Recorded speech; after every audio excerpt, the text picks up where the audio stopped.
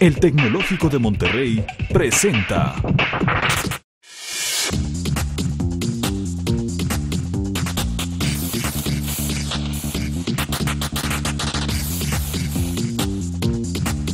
Opción Múltiple con Aurelio Collado. Hoy, en Opción Múltiple, la responsabilidad de los medios de comunicación ante su auditorio, la calidad de los contenidos y la forma en la que presentan la información. ¿Quién evalúa a los medios nacionales y desde luego los locales? ¿Qué derechos tiene la población en su calidad de auditorio? ¿Tenemos los medios que nos merecemos, lectores, televidentes y radioescuchas? Calidad en medios de información y la legalidad. Hoy en Opción Múltiple. Buenos días, es un gusto saludarle en otro domingo de Opción Múltiple. Le agradezco como siempre que nos acompañe. Y esta mañana vamos a platicar con usted y con un panel de especialistas, como siempre lo hacemos, sobre los medios de comunicación que tenemos en nuestro país y sobre la calidad de los contenidos que nos están presentando. La radio, la televisión, la prensa continúan siendo los medios de mayor impacto hasta ahora en nuestro país. Sus audiencias, somos millones de mexicanos que día con día recibimos una programación diversa a través de ellos. Lamentablemente, algunos contenidos a los que estamos expuestos como audiencia carecen de estándares de calidad en sus temáticas y en la manera en que nos presentan la información cuando la hay.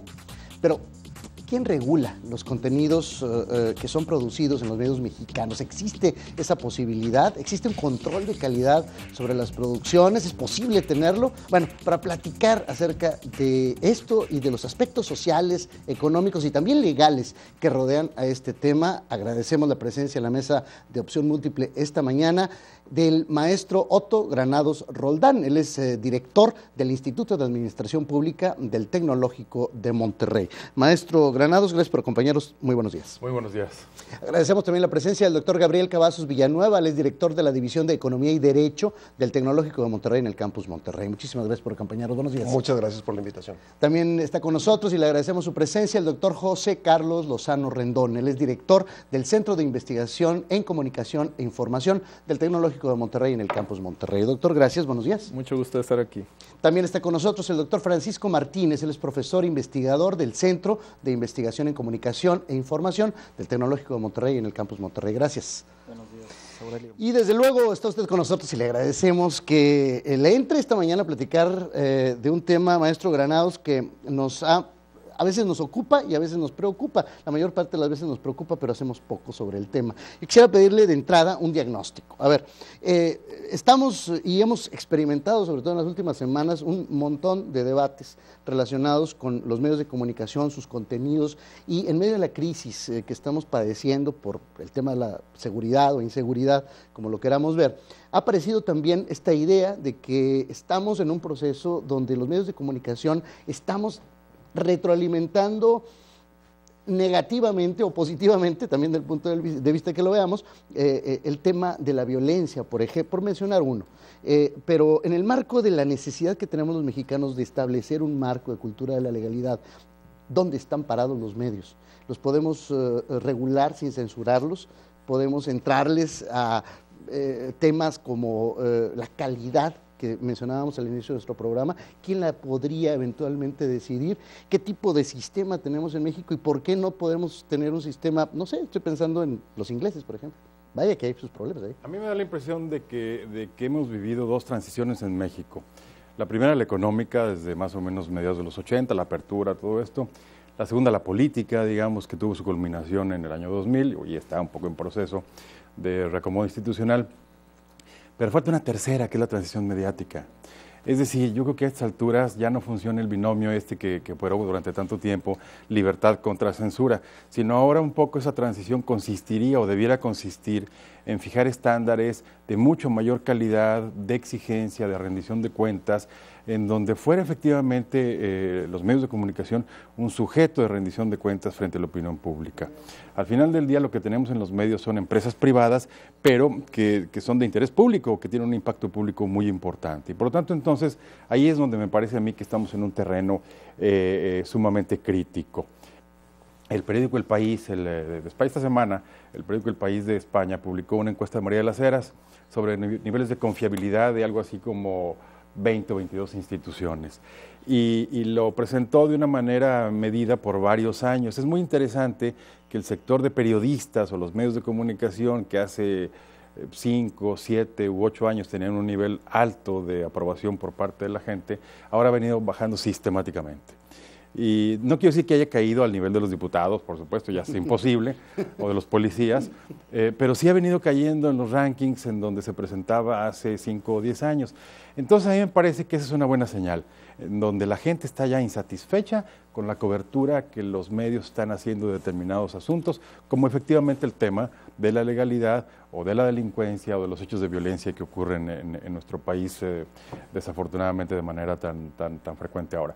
Pero en ese sentido yo creo que habría que buscar mecanismos mediante los cuales el receptor, el mercado y el anunciante premie o castigue a los medios de comunicación en función de variables como la calidad, como el rigor, como la ética, como el profesionalismo, y haya de eso una consecuencia. A mí me parece que es un camino culturalmente más complicado, más largo, pero probablemente para el entorno mexicano más efectivo que una regulación, que lo más probable es que ni siquiera pase en el Congreso de la Unión. Ahorita regresamos, si me lo permite, a ese tema en particular, y le quiero repreguntar sobre la tesis inicial de su respuesta en el sentido de estas 3 transiciones, y concretamente se habló al inicio de la década, en la transición precisamente de carácter político que tuvimos en el año 2000, de una transición comunicativa, es decir, que como que ya habíamos superado esa fase de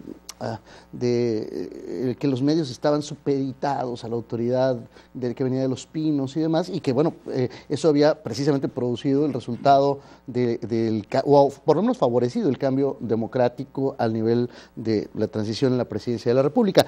¿Es esto correcto o fue nada más así como un espejismo y dónde estamos parados ahorita en función de esa misma tesis? Yo creo que es correcto, yo pienso que fueron una ayuda muy importante en crear, en plantearnos un dilema que hizo, digamos, que llegó a su punto medular en el año 2000, en donde el referéndum, que eso fue propiamente la elección del 2000, sí al PRI o no al PRI, es decir, lo dejamos o lo echamos, punto y aparte. Entonces, en plantear ese dilema, los medios de comunicación sin duda alguna jugaron un papel muy importante, muy útil para el país, creo yo, muy útil para la democracia mexicana.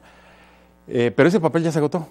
Es decir, ya no estamos en ese binomio PRI sí o PRI no, ahora vivimos una alternancia, hay una democracia electoral, bueno, de regular calidad, pero como quiera que sea, ya la tenemos. Entonces me parece a mí que ya esa característica que, insisto, fue muy importante en la transición del 89, cuando gana por vez primera un partido de oposición, un gobierno estatal, hasta el 2000, cuando gana la presidencia, en esa transición fueron muy importantes. Después del 2000, post-alternancia, ¿cuál es la estructura de medios de comunicación que ahora tenemos y que ahora quisiéramos? Ahora, uno puede decir a nivel de los medios llamados nacionales, los que se editan o que se producen desde la Ciudad de México y circulan en el resto del país, de si ya son lo suficientemente independientes o rigurosos, etcétera. Bueno, puede haber una discusión al respecto. Pero la otra parte que vemos menos es lo que ocurre con los medios del interior del país, en donde ahí sí la circunstancia es verdaderamente extraña en este momento. Es decir, yo diría que a nivel de los medios en los estados, no generalizo por supuesto, pero sí hay un problema todavía serio de control, de falta de profesionalismo y de muchos otros problemas más o menos novedosos, como los que tienen que ver con las implicaciones relacionadas con delincuencia organizada y con violencia, donde vemos de un tipo y de otro. Ahí está el caso del editorial del Diario de Juárez, que recordamos hace algunos meses al respecto. Entonces, a nivel estatal, yo creo que estamos viendo un fenómeno que no me atrevería yo todavía a calificar ni a describir, porque apenas lo empezamos a entender, pero que lógicamente tiene una consecuencia importante sobre niveles de institucionalidad, sobre la calidad de información que recibe la gente y sobre el estado de ánimo de la misma población. Importante esto último que acaba de decir el maestro Granados. Doctor Gabriel Cavazos, director de Economía y Derecho Tecnológico de Monterrey.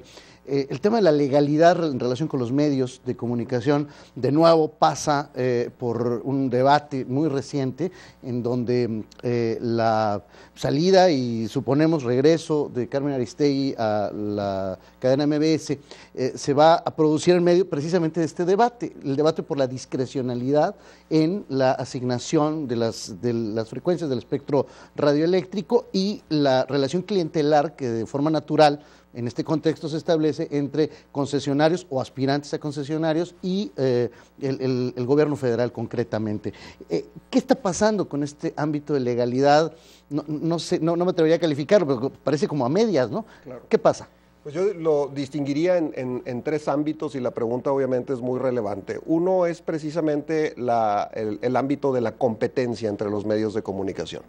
Es decir, y este es un fenómeno que tenemos en todo el país y en todos los sectores, la falta de una auténtica competencia en muchas partes, competencia económica, competencia desde el sentido económico. Y ahí yo creo que es menester fomentar precisamente, y ahí sí puede haber un papel de la regulación, los mecanismos para asegurar una mayor competencia en el área de medios de comunicación, en el área de telecomunicaciones específicamente, de manera tal que pues, los llamados poderes fácticos disminuyan su poder actual. Yo creo que eso es muy importante, ha sido muy importante en otros países y tiene que ser muy importante en México. ¿Por qué? Porque de esa manera nos aseguramos que el papel de la interacción del Estado con los medios de comunicación, pues no sea esa interacción clientelar a la que te referías hace un momento. Entonces yo creo que ahí está una tarea pendiente y es una tarea pendiente en muchas otras áreas. Yo creo que uno de los grandes problemas de México es la concentración de poder y en efecto en el área de la competencia económica, específicamente en el sector de telecomunicaciones, pues es una parte importante. La otra parte está en cómo contribuyen los medios de comunicación a la cultura de la legalidad, es decir, cómo los medios actuales pueden contribuir a crear o a fortalecer una verdadera cultura de la legalidad. Vamos a llamar a crearla porque pues partimos del lamentable hecho de que no podemos hablar que en México exista una auténtica cultura de la legalidad. Y ahí son tres ámbitos en esa contribución de los medios de comunicación. Uno es en la concientización del auditorio de pues, todas las afectaciones, cómo contribuyen factores como el crimen, la corrupción, la injusticia en el ámbito nacional, cómo se pueden evitar, qué daño causan. Yo creo que esa es una contribución muy importante que pueden tener los medios de comunicación. La otra muy importante es el resaltar esfuerzos positivos, es decir, quién está haciendo esfuerzos positivos en materia de cultura de la legalidad. Y a veces en algunas experiencias en otros países, y particularmente me refiero a lo que sucedió alguna vez en Sicilia, en Italia, o a lo que ha sucedido en Colombia, yo creo que es muy importante que los medios de comunicación, y espero que no se malinterprete, creen verdaderos héroes, pero héroes de la cultura de la legalidad y no al revés de lo que está pasando, héroes de la impunidad. Yo creo que eso es muy, muy importante. Y pongo un ejemplo. Tantas cosas que han pasado últimamente en donde ha habido, por ejemplo, víctimas inocentes. Y yo a veces me pregunto por qué esas víctimas inocentes del crimen organizado no se han convertido en héroes. Y por qué los medios de comunicación no los han convertido en héroes teniendo todo para hacerlo. Yo creo que eso es muy importante porque crea una moral pública y un sentido de conciencia, de cultura de la legalidad que es muy importante. Creo que ahí falta algo relevante por hacer. Y el otro es obviamente pues crear estos espacios de discusión, como el que se está creando en este momento. Crear espacios de discusión en donde pues hablemos de manera honesta sobre los obstáculos de la cultura de la legalidad, qué podemos hacer para que la cultura de la legalidad se asiente, para tener un verdadero Estado de Derecho en México, y yo creo que esta contribución de los medios de comunicación también es importante. Y por último, el tercer gran aspecto al que también te referías, pues es el aspecto de la regulación de la censura, y haciendo alusión al caso de Carmen Aristegui. Yo creo que ahí, como decía el maestro Granados Roldán hace un momento, pues es muy difícil tener una regulación específica.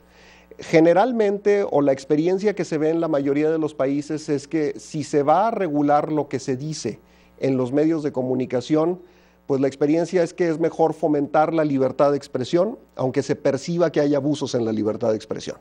Los americanos en su derecho constitucional hablan de que no hacerlo así crea un chilling effect, dicen ellos, ¿no? Es decir, un efecto así como de congelamiento. Si vamos a crear regulaciones, por ejemplo, en materia de difamación muy estrictas,